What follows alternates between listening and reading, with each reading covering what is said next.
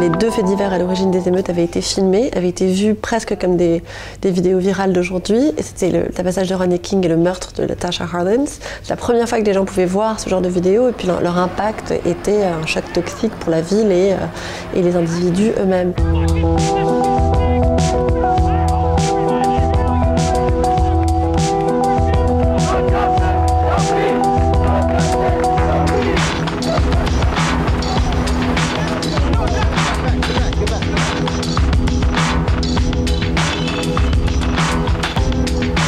Ça a généré une colère folle à Los Angeles. Les gens sont descendus dans la rue et étaient passés 5 jours à Los Angeles où on peut dire qu'il n'y avait plus de loi. Les gens se défendaient un peu comme ils pouvaient. Il y avait des commerçants qui avaient des espèces de bassines d'huile en haut de leur magasin qui jetaient de l'huile brûlante sur les gens qui essaient de piller. Et pendant les émeutes même, les images des émeutiers étaient vues en direct à la télévision. Donc les gens pouvaient voir que l'ordre était tombé dans leur quartier, descendre dans la rue, aller piller à leur tour, participer aux événements ou bien intervenir justement contre un quasi-lynchage qui se passait en bas de chez eux.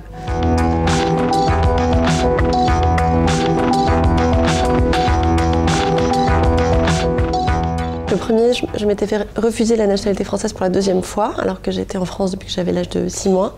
Et le second était les émeutes de l'automne 2005, où, à travers lesquelles je pouvais me dire, tiens, je ne suis pas toute seule à ressentir un espèce de malaise par rapport à la France. Je comprenais ce qui était l'enjeu de ce qui se passait pendant les émeutes de 2005. Et ensuite, pendant un an, ma curiosité s'est focalisée sur toutes les émeutes. Toutes les émeutes ont un peu le même schéma, c'est-à-dire il faut l'érosion des relations entre plusieurs communautés et la police. Il faut l'étincelle de départ qui est une violence policière ou la rumeur d'une violence policière.